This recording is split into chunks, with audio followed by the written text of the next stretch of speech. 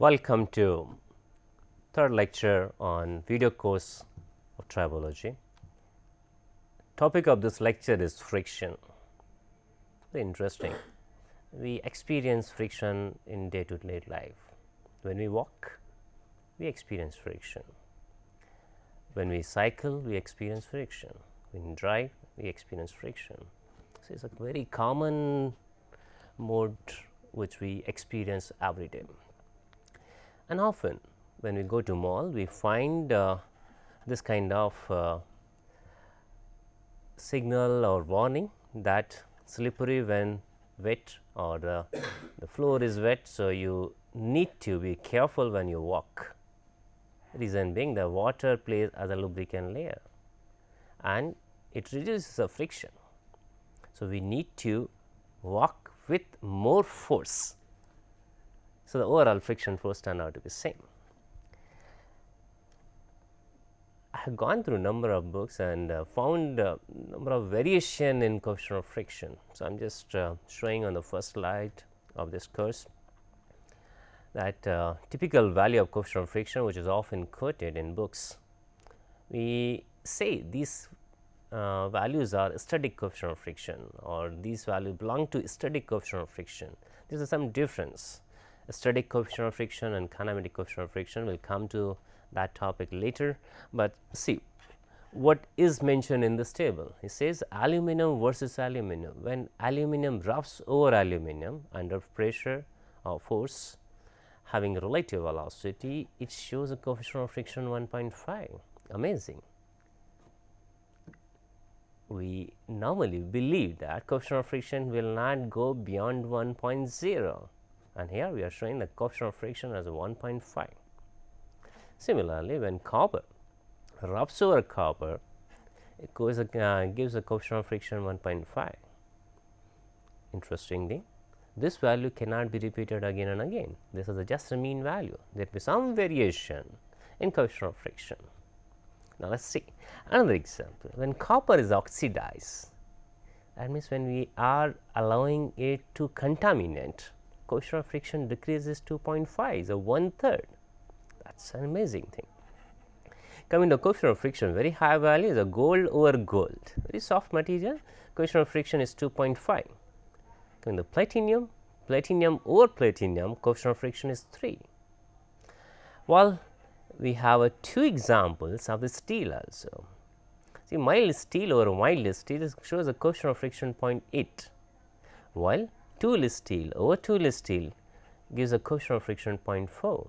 That means, same material, same composition, by and large some change in hardness gives a variation in coefficient of friction. So, it is not only the material property, it is a property of a system. Coefficient of friction will vary if you change any one parameter of system. You change temperature, coefficient of friction will vary. You change material composition, coefficient of friction vary. If you change the surface roughness, it will vary. If you change hardness, it will vary. So, we can say observation from these slides are mu, the coefficient of friction, is greater than 1.0. Mild steel versus tool steel shows different coefficient of friction. Now, you say that mild steel or wild steel shows coefficient of friction 0.8, tool steel versus tool steel shows coefficient of friction 0.4. If I do intermediate, it will be somewhere in between, that mild steel versus tool steel will be somewhere 0.6, something like that.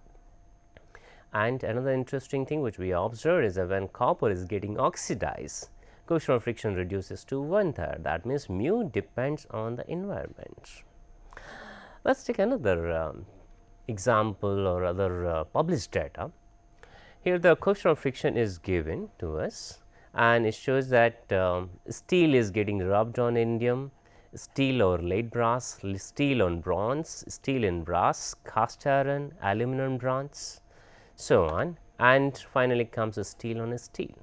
That means, similar kind of material will give high coefficient of friction compared to two different pair of materials. I will say the tribo pair made of two different material will show lesser coefficient of friction compared to tribo pair made of the same material.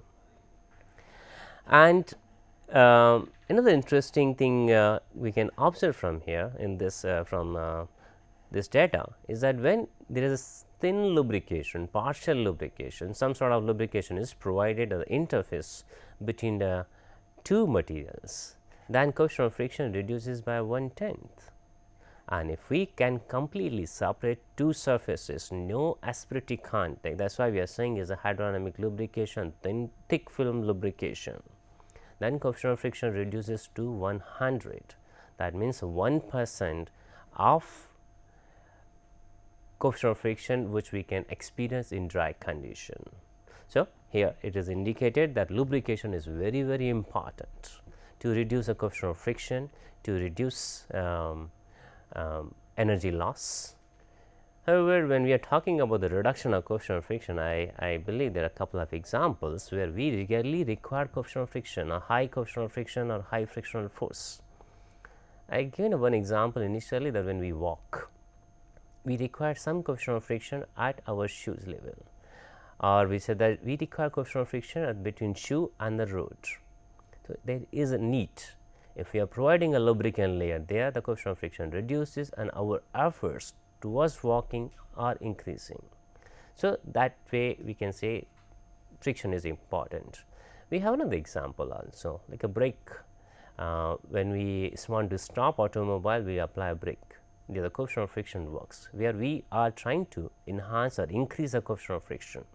So, it is not only that we always target lesser coefficient of friction, we can target high coefficient of friction also. So, in tribology we can say that we work more towards the controlling friction compared to talking the lesser friction or higher friction. We want to make coefficient of friction at a desirable level, and maybe 90% cases we try to reduce coefficient of friction. Is almost all a machine wherever there is a interface and friction is experienced and that requires power or energy loss, we want to reduce it, because energy loss will enhance the temperature, will increase the temperature, and we do not want that. So, by and large we want to reduce, but we have examples where we coefficient of friction also can be increased, we want to increase it. So, in short we can say tribology means controlling friction. What are the observation from this slide?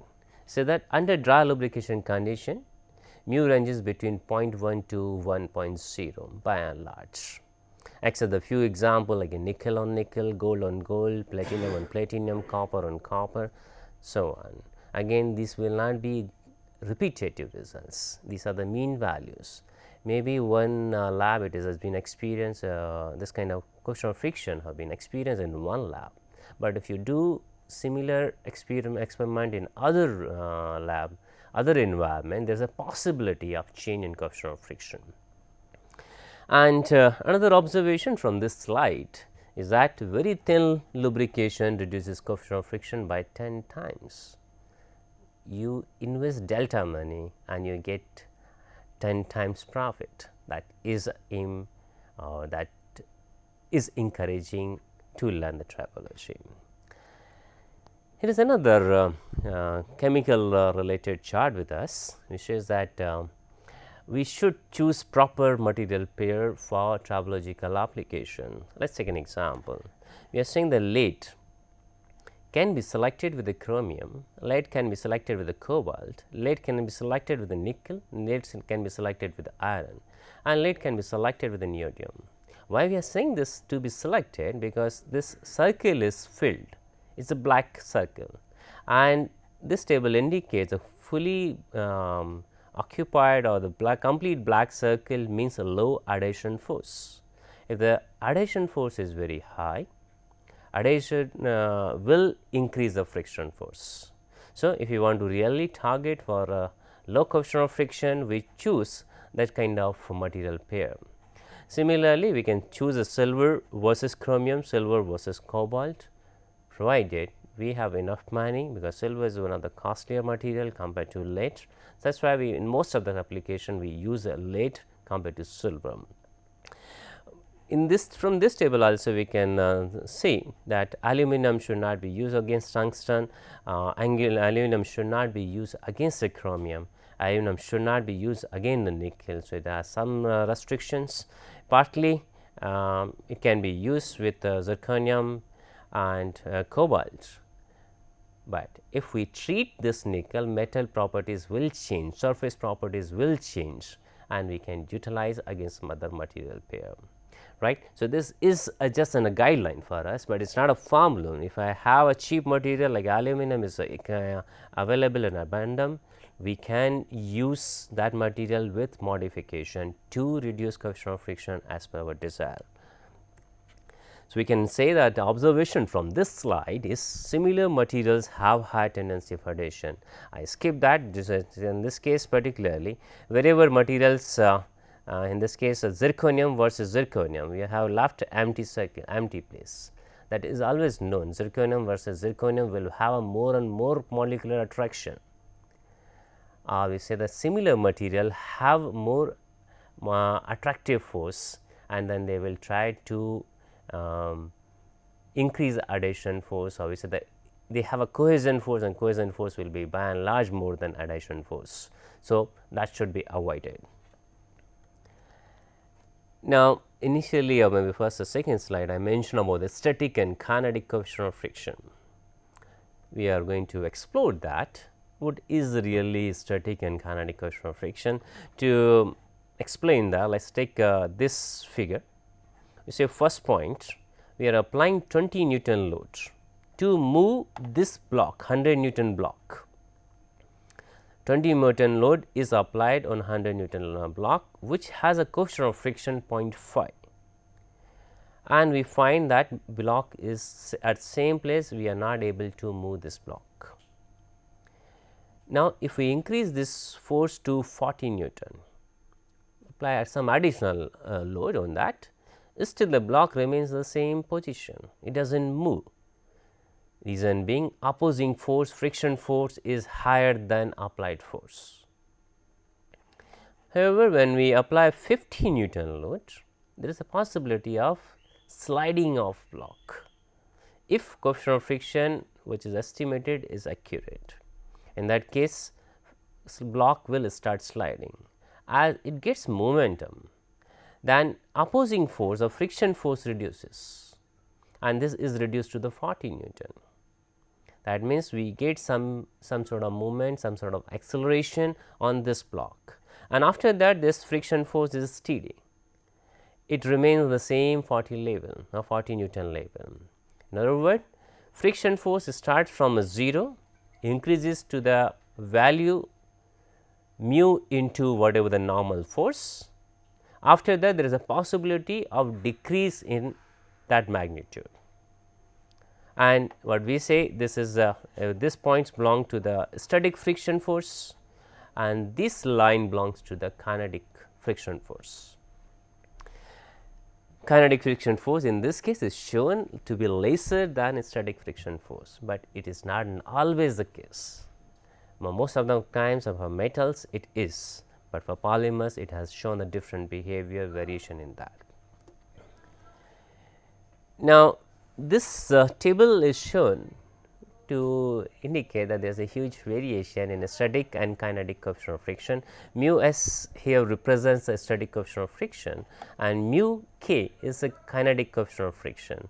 So, this literature this table has been picked up from one of the book. Say that here the wood on wood coefficient of friction varies from 0.25 to 0.5, almost 50% variation, and kinetic coefficient of friction which is having steady value, that is a 0.19, which is much lower than 0.5, or we say intermediate value 0.4, which is almost half of that.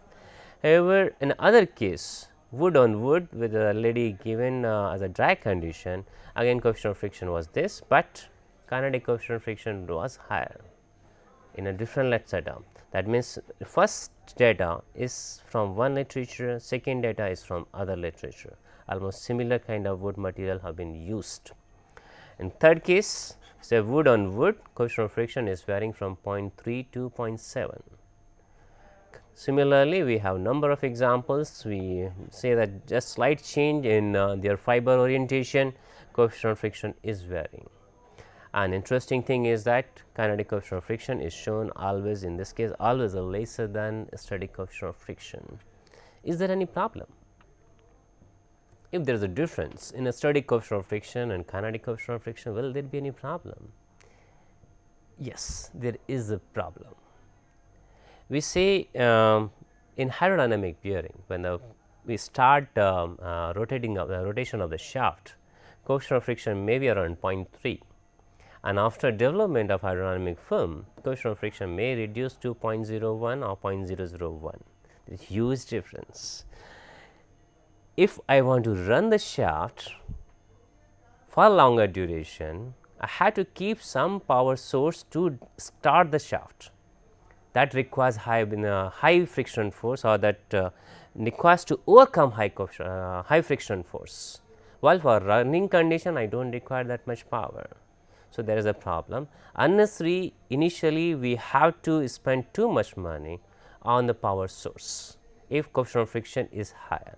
If it is on same level, whatever running coefficient of friction is there, then we will be requiring the same power source. We do not have to put additional equipment in a machine. So, by and large we should aim to keep same coefficient of friction throughout, maybe the start to end. That will help us. There is another problem. I talked about the power source of this in this case, but there is another problem also, what we call as a stick slip phenomenon. Let us say we want to run some one component or the other component at the micro motion device, maybe like we want only very low velocity. What will happen in that case? We supply high force, it starts sliding, it will come down. Because of the very low velocity motion, it will again come to the stationary, again we have to push it. That means, we need to shuffle high force to low force, high force to low force, and that will be a stick slip phenomena, which is often experienced in the micro machine devices. It is an important topic, and it induces a vibration, which we will be dealing in friction topic maybe in a 4th or 5th lecture. So, what are the observation overall? We say the coefficient of friction is greater than 1.0, which is generally not written in number of books. Then we say the mu depends on environment, which does not come in ordinary friction loss. It depends on the hardness also. It depends on chemical composition. So, coefficient of friction from one lab to other lab can vary easily because of these reasons. Then we can say third point is very thin and thick lubrications reduce mu, the coefficient of friction, by 10 to 100 times respectively. That means, if you are providing thick lubrication, there is always reduction in friction, but controllability will reduce. So, if we want more and more controllability, naturally we have to compromise between thin and thick lubrication or 0 to thin lubrication. Another interesting point which we observe is that tribopair, which having a similar materials, have a high tendency to show have a high tendency of coefficient of friction, or should be avoided as far as possible. Interesting thing is that when we use a ball bearing example, we use both in both the cases the same chromium steel say 52-100 SI grade. Reason being that we are keeping very high hardness, where the plastic deformation or any additional friction devices can't take place. That means, we make component in such a manner, or make surface of the material in such a manner, chemical composition is not going to play much role. In that case, we can use a similar material, similar hardness, but otherwise for common application we should avoid similar material pair. And last point which is written here, that difference between the mu or static coefficient of friction and kinematic coefficient of friction may induce friction instability, which will be covered in subsequent lectures. But all these were shown as only data, no science was explained as such, no quantification was given to, no explanation in mathematical term was given to us. We have understood, we have not explained that. So, there is a need to understand science behind this friction. Let us start. Say that we can start with the dry friction. We are assuming this third substance is not available, the lubricant is not available. It is a dry friction. Obviously, the fluid in form of liquid, in form of the powder or in form of gas is not available over here. And there is a possibility of asperatic contacts coming and interfering motion of other components, and there is a possibility of loss of wear, loss of material means wear. There will be some effect of surrounding medium, there will be surface deterioration, and that is why there will be a generation of particle, generation of debris. Now, to give a complete view, let us start with history, how friction was evolved or how friction was expressed in some of the laws which are generally given in common textbooks. We say that Leonardo da Vinci was the first person who did extensive experiments, and based on his experiments he could conclude some results. What were those results? He said that friction made of same weight, that means he was emphasizing on the weight, will be of equal resistance at the beginning of movement. That means, if there is a some weight W, friction force will be decided based on that. Whatever the area you choose, you choose 10 by 10 or you choose 5 by 20, any multiplication which gives the same area, or maybe any weight, any dimension which gives the same weight, that will give us same friction force. That was interpretation by Da Vinci. And second interpretation what he mentioned is that if I double the weight, friction force will double. That means, first law can say the friction force does not depend on area of contact. Second, friction force depends on applied load or weight of the component. These laws were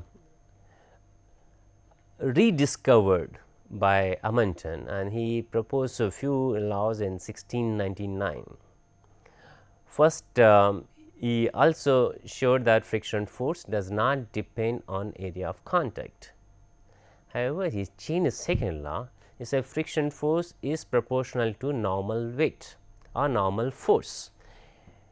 He removed the word weight or applied force directly. He said we use the word normal. It has to be normal, then only we can say friction force is proportional to that. He gave some examples, something like this. Let us see if there is a one block, other block and third block. In first block, weight is towards the gravity downward direction. So, here normal force will be mg. If I push this block in the horizontal direction, naturally friction force, which will be a maximum resistance force, will be equivalent to mg. Now, if I apply our pushing force is at some angle theta, what will happen in that case? There will be one component coming vertically down and other component will be going horizontal, and friction force will be based only on a horizontal component. What is the drawback on his side? You say that whatever the weight was there, in addition to that, friction force is this tangential force is creating a component to resist. That means, this f sin theta is additional component, it is increasing the friction force. In third case, it is subtracting, we are trying to pull up, where the one component is vertical, which is acting against the gravity force. That means, it is helping us, and friction force will be reduced in this case. So, what we say the Da Vinci's law, the friction force is proportional to the weight is not the real case, and Amundsen has modified. He said that friction force should be stated as proportional to normal force. It is not directly proportional to weight. Now, how we are applying or how we are pushing that block or pulling that block, that is going to decide what will be the friction force, and that is really the case, and that is why it has been again and again repeated in a number of books. Another interesting thing from Amundsen was that he did a number of experiments, and by and large you found that coefficient of friction is equal to 0.3 for most of the materials. That means, if I do not have any knowledge any time, or maybe say I am doing design at the start and I have not selected material pair, or I am going to select the material pair based on the strength criteria or the stiffness criteria, that will come much later. In that case, I can choose a coefficient of friction under drag condition equal to 0.3 at the start. So, these results were encouraging, and we account these results. Later, Coulomb proposed few additional points in 1781, why first thing, more important thing is that he could identify there is a difference between static friction force and kinetic friction force. That was one of the best achievement, a very good achievement from the Coulomb. Another thing, he came with micro models.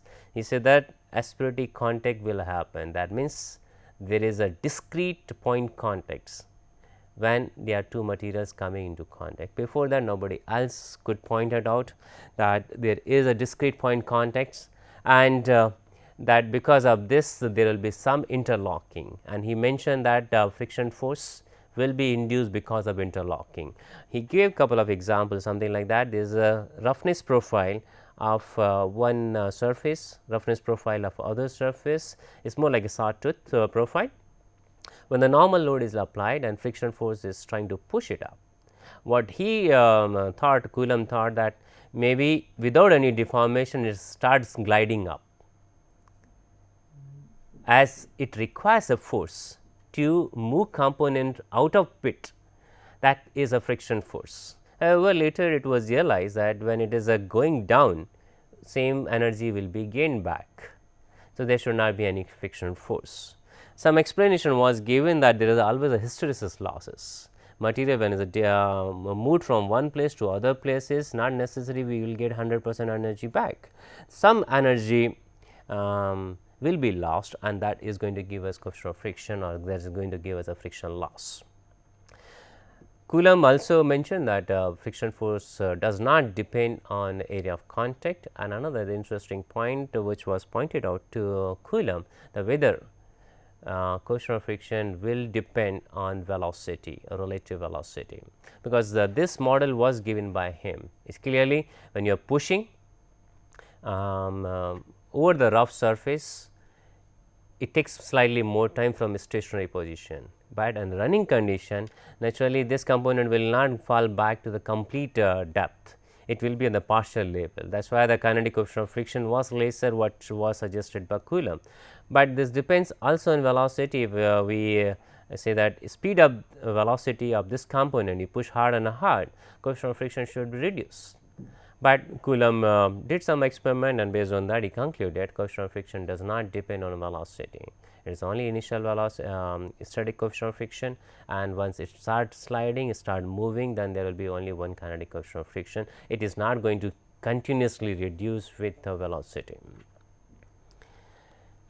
Then an interesting thing came in 1929, as Tomlinson gave a theory related to molecular attraction. He said that when one component or one element is capped on other element, then there is a possibility of molecular attraction. We know atomic forces, we know that some material have a more tendency to attract compared to the other materials. Take an example of ceramic, they will be having lesser tendency for the molecular attraction, but for metals they will be having high tendency to attract other material. So, based on his experiment, he did an extensive experiment and then came up with some curve fit equations.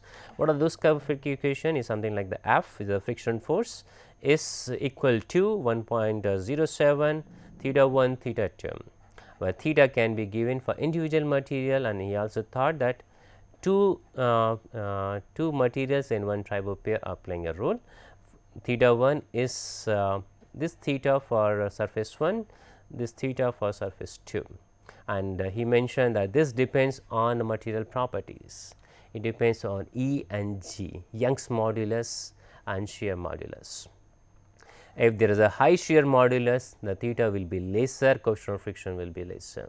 Indirectly he mentioned that the material which have a high strength, that will have a lesser coefficient of friction, and it was also known that for softer material will show a higher coefficient of friction, because the deformation will be more, energy loss will be more, coefficient of friction will be more. For harder material, deformation will be lesser, and that is why the coefficient of friction will be lesser. So, this theory was justified to some extent, and just to get a flavor of this theory, I took 3 materials, so the clean steel, aluminum and titanium, and these formulas were based on unit in MPP, mega PSI, and that is why we are sticking to the same unit, we are not changing to SI units in this case. Let us take a clean steel versus titanium. If I use formula, if I substitute 30 12 in theta 1 to find out theta 1, similarly if I substitute 15.5 and 6.5 in this theta value to find out the theta 2, I will be able to get out theta 1 and theta 2, substitute this value, I will be able to find out friction force, and that turned out to be 0.5039, roughly 0.5 coefficient of friction. That is again static coefficient of friction. If I use the other material, say the clean steel and aluminum, now here the coefficient of friction is increasing, that is this is the experimentally observed results. So, here reason being that G is reduced from 6.5, it is coming to 3.6, from 15.5 E is coming to the 10. Naturally, E and G are reduced, that is going to give us a higher coefficient of friction. Take a third example where we say the aluminum versus titanium. Here these are 2 weak material, there is 2 soft material, and coefficient of friction turned out to be 0.7. These were experimentally observed results, and to some extent this curve fit equation are valid, but it does not give complete science. It gives the results based on experimental results. It is only empirical relation.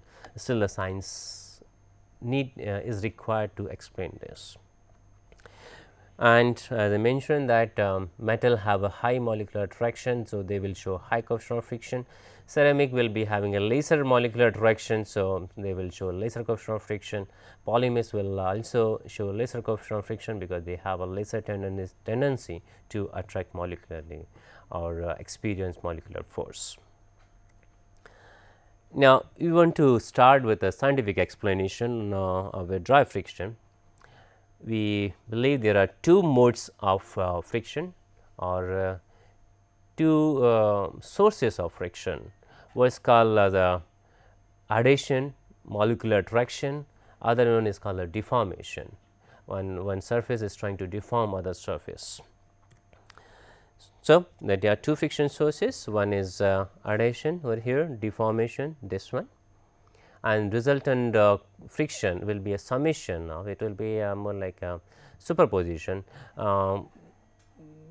Friction force contributed due to the adhesion and friction force contributed due to deformation. It will be just summation of these 2. Now, just to make a variation, if I want to lubricate this type of surface, what will happen? Lubricant is going to reduce adhesion, reduce molecular attraction between components, between tribopair. If it is a reducing molecular attraction, naturally adhesive force will be negligible. That means, only there will be one source of friction, that is deformation.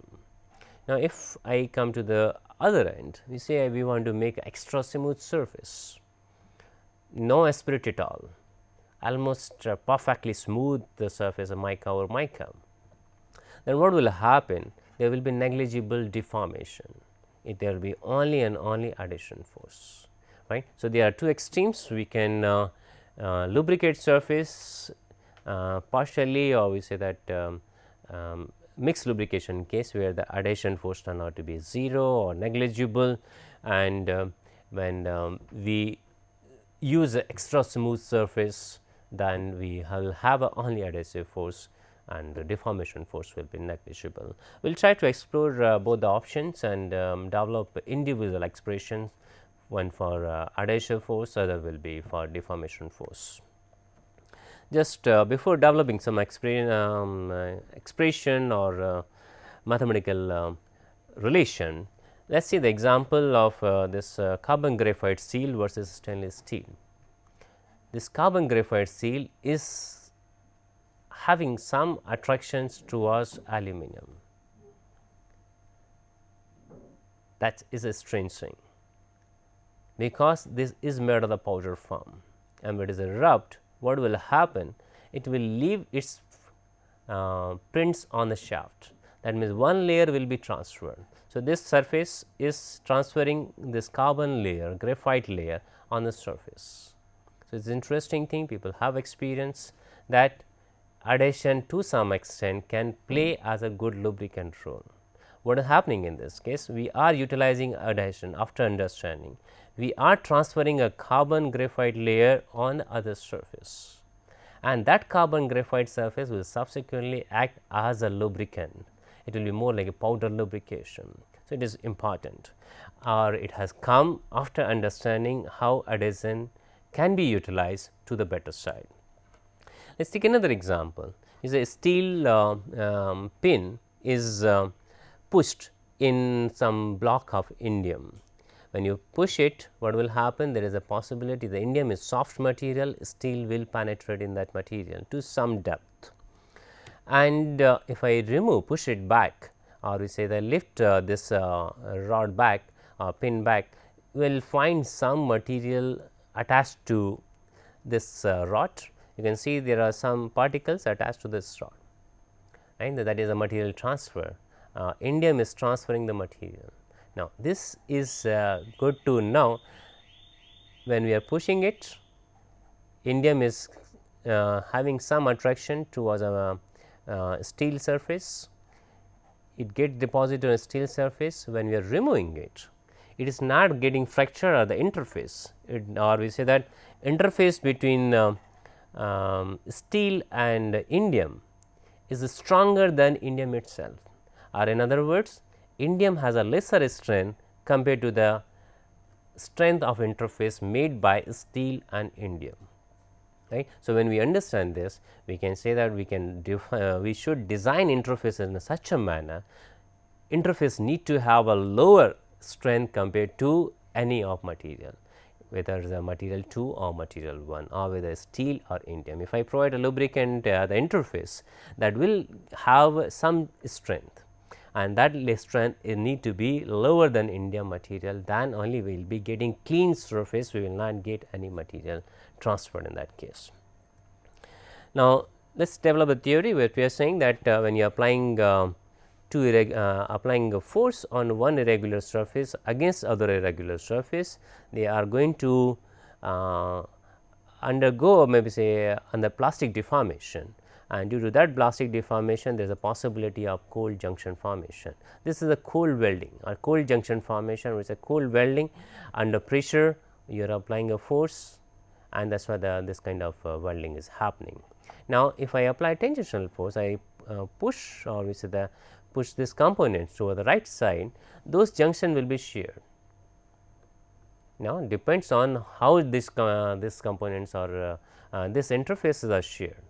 If interface is sheared, then there is no problem, but if the interface is getting a higher strength compared to the one of the material, then there is a problem.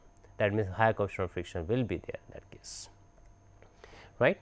Now, if we develop mathematical relation, we can say simply that we know what is the hardness of a softer material. If I am using this as a material 1, is a material 2, and material 2 is a softer material, it has some hardness H. If I know that H, if I know W, normal load which is being applied on this component, then I can find out what will be the area of contact, right, because here the plastic deformation is considered. That is why the hardness is accounted. If we consider only elastic deformation, then I can think about the yield strength or proportional limits, but we are considering the plastic deformation, that is why hardness is accounted in this case. So, area of contact, which is the real area of contact, can be figured out by using this relation W divided by H, and this area need to be sheared. Whatever the junction has made, junction was made, that need to be sheared. So, to shear this, we need to apply some force in tangential direction, and I can represent this as a F adhesion. F adhesion can be given as a area or real area of contact where this kind of bonds are made, into the shear strength of junction. May be variable, may be constant, we can take a mean value of that. So, if I know the friction force, if I know the normal load, I can find out the coefficient of friction. That will be simple relation mu A is equal to F A divided by W. Substitute value, we say that A into S into A, and here it will be A into H. A will be cancelled out, that means we really do not have to find out what is the real area of contact, which is a very difficult parameter estimating theoretically. We can find out experimentally, but estimation using theory is slightly difficult. So, in this case we are not getting area of contact at all, we are getting S divided by H, and both are the material and surface properties, and both belong to same material, both belong to the softer material in this case. Only point variation will be that quite possible S for the softer material is higher and interface has a lesser, in that case S will be slightly lesser. However, for time being we are assuming S is a material property of softer material, H is a hardness of softer material. What is interesting in observation from this? Say that shear has strength and hardness related to material. That means, if I choose a one material, if I choose a indium, now choose any other material pair which has a high shear strength and a higher hardness, I should get same coefficient of friction, because indium is going to decide what will be the coefficient of friction. Now, if I choose a steel, if I choose a chromium, I choose a nickel, I choose any other material, indium may be the one of the soft material, it should show the same coefficient of friction with any material pair, which is not the case. That means, something else is required to explain that phenomena. This is not complete, it needs some additional theories to explain it. This is what I mentioned over here. For most of the materials, if I assume this is not happening, now we will come to the other arguments. We say that for most of the material, hardness can be given as a 3 times of the Young's 3 times of the yield strength, and shear strength can be given as a yield strength divided by root 3, that is von Mises stress theory. Here I am trying to utilize solid mechanics to interpret what will be the coefficient of friction if I want to use based on adhesion theory. If I substitute this S is equal to sigma divided by root 3 and H is equal to 3 sigma, what I will be getting roughly this coefficient of friction equal to 0.2. That means, whatever the material pair I choose, coefficient of friction should be 0.2. It does not depend on the material pair. That means, this theory is insufficient to explain what is coefficient of friction and how coefficient of friction will vary with material properties, right. And this is what we showed initially, this table. So, that coefficient of friction will be different. It depends on the material pair. If the material pair is same, then coefficient of friction will be high, which is not the case in this. It says that one of the material has a shear strength, which is a softer material, which is shear strength is accounted and hardness of softer material is accounted. So, this theory is insufficient or unable to estimate different value of mu, coefficient of friction, and there is a possibility that in theory of deformation, obviously the other source, friction source, may give some good results, as we are not happy with the results obtained by this adhesion theory. So, let us explore what is what deformation theory says. The deformation, we can assume different kind of asperities, because the deformation surface roughness is playing important role in deformation. Let us take first example, it is a conical asperity, and we are assuming same cone radius for all asperities. There may be n asperities on a desirable or a surface area which we are defining. It is trying to it has pushed this conical cavity is at the some depth in a soft material, that depth is h, and we are trying to push this asperity so that sliding occurs, right. In that case, what we can say, expression can be given, or we need to find out what is the area, projected area on which the load is applied, and what is the area on which the force is tangential force is applied. Then we can calculate what will be the friction force, what will be the normal force, and based on that we can find a coefficient of friction. So, for doing that, let us start with the area.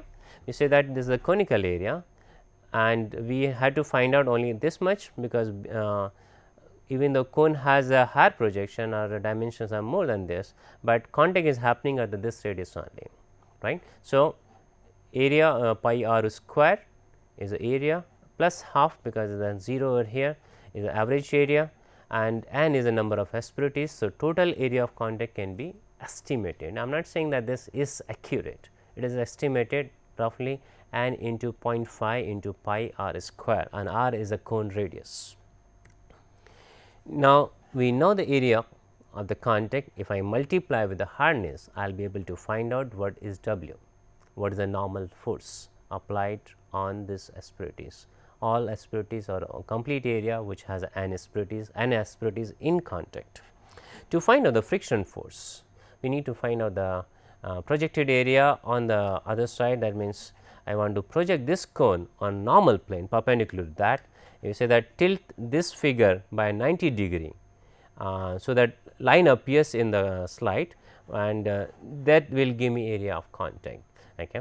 So, this is having a 2 r as a dimension perpendicular, and the depth we know is the h. So, half of the area will be counted, because half surface it will be r into h. So, friction force can be given as a n number of asperities into radius of the cone into h the depth in soft material into hardness. Now, if I take an expression mu, assume the mu is equal to F by W, that means friction force divided by W, and R H into capital H divided by n into 0.5 into pi r square into h, right. So, what will happen? Some terms will be cancelled out, and we know expression of the cot theta will come, that this theta is known. We know this depth, we know r, we can find out cot in terms of h and r. So, coefficient of friction can be expressed as 2 divided by pi. So, pi is roughly 3 point something. So, it will be 0.5 and into cot theta. Based on cone angle, based on this theta angle, we can find out what will be coefficient of friction. I did some calculation, and given the in tabular form, you say when theta is phi, that means the asperity is very sharp. Asperity is very sharp. In that case, what will happen? It will penetrate immediately. It is more like a needle. It will penetrate it immediately. However, if the theta is increased to the 85 degree, it is almost a flat surface, then coefficient of friction reduces to very low value, almost negligible, say 0.055. However, intermediate value maybe 80, 70, 60, some coefficient of friction is given. But one interesting point to observe from is that there is a highly sensitivity. This expression are very sensitive towards the theta. Just changing by few degree, coefficient of friction is changing drastically. Take an example from 5 and 10. If theta is only 5 degrees, a half cone angle, overall cone angle is 10 degree, and here from 5 to 10, that means overall cone angle is 20 degree. From 10 to 20 cone angle, what we have find coefficient of friction of 0.73, and here 3.6, almost half. That means, this expression is very sensitive towards the theta, and getting any reliable theta will be difficult for us. However, experience says that most of the time after initial running in time or running in period, this theta turn out to be greater than 80 degree. By and large, the coefficient of friction will turn out to be 0.1 or say 0.01 in this case. So, if I add coefficient of friction due to adhesion, coefficient of friction due to deformation, I should not get coefficient of friction more than 0.3.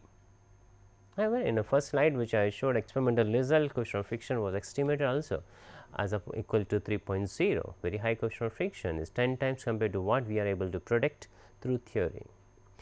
Interesting thing is that when we are saying this cone, when it is coming almost to the flat level, or theta is on a higher side 80 degree, do I need to use this conical theory? Instead of that, I will prefer to use asperity as a spherical shape. As a cone particularly in this case shown, the cone angle is increasing it will turn out to be more and more uniform or a flat surface at theta is 90 degree, but lesser than that it will be some sort of some sort of a spherical shape with some round edges generally happens during the process. So, let us explore what is the what kind of expression I can get when I assume there is a spherical asperating. In this case, we are saying that this is a hard material having a spherical asperating, and radius of a sphere is given as a r. It has penetrated to some depth, that the depth is h in a surface. When I project on as a top view of this contact, what I find some radius d, some radius d by 2, and depth will also be d in this case, because this is a whatever the cross section I take, that will be circle, right. So, whatever I get over here, the d by 2, same radius here I will be getting d by 2. However, if I project in perpendicular direction, again the depth will be h, and other dimension will be d. So, using this dimension I can find out what will be the area of contact, I can find out the normal force, and I can find out tangential force.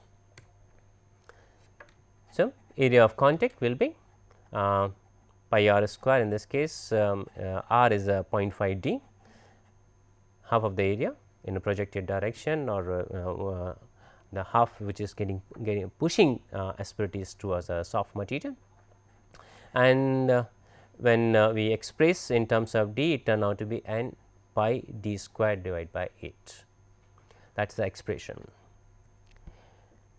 So, if I multiply with the hardness, what I will get? I will get a normal load as a number of asperities, contact area due to one asperity into hardness.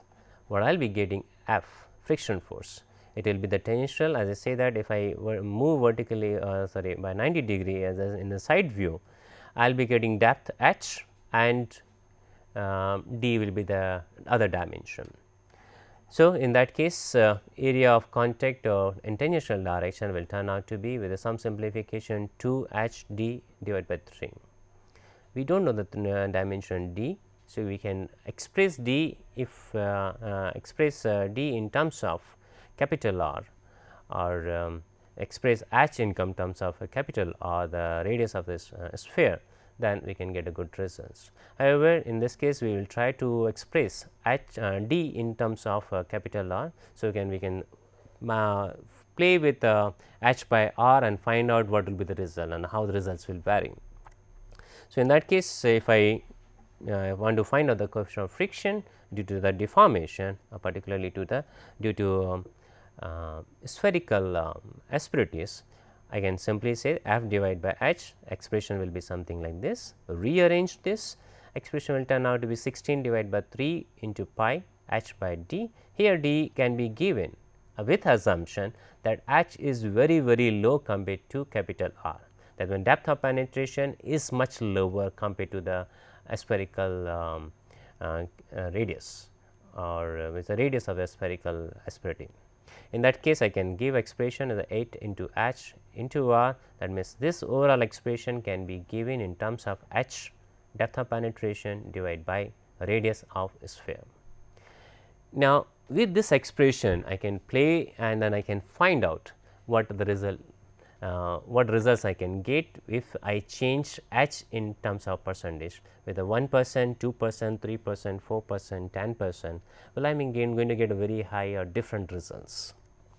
So, I did that is we are taking example as a h divided by r in a percentage, assuming depth of penetration will not be significant. That means, I can go maximum to 10 value. Beyond that, this expression will not be valid. We have to change the expression if we are going beyond that. Now, coefficient of friction is not very sensitive as what was shown in conical cavity, conical asperities. So, from that point of view, we feel that this expression is slightly better. It is not very sensitive, and it may give very good results. And so, here the coefficient of friction when h is almost negligible, depth of penetration is almost negligible, is almost 1%, coefficient of friction can now be 0.06. As we are increasing depth of penetration, coefficient of friction is increasing, but maximum value is turning out to be 0.2. That means, coefficient of friction is not very high in this case. Even in this case, if I add, or we say that few asperities are conical, few asperities are spherical, so I will get some intermediate value. And but after running in time, all conical asperities will be damaged, will be turn out to be some sort of spherical asperities, and I may get a result somewhere intermediate results. But that still is not going to give us satisfactory results which we obtained earlier, or we showed as an experimental result the coefficient of friction very high, say 1, 2 and 3. That is not been explained with these theories. That means, these theories have some shortcoming. These are classical theories. We need to explore some new theory. We will try to explore that theory in our next lecture, which will be mostly on the friction due to junction growth, where the Mohr cycle stress relation will be shown, and so that we can find out reasonably good expression to estimate coefficient of friction. With this, thank you. Thanks for your attention.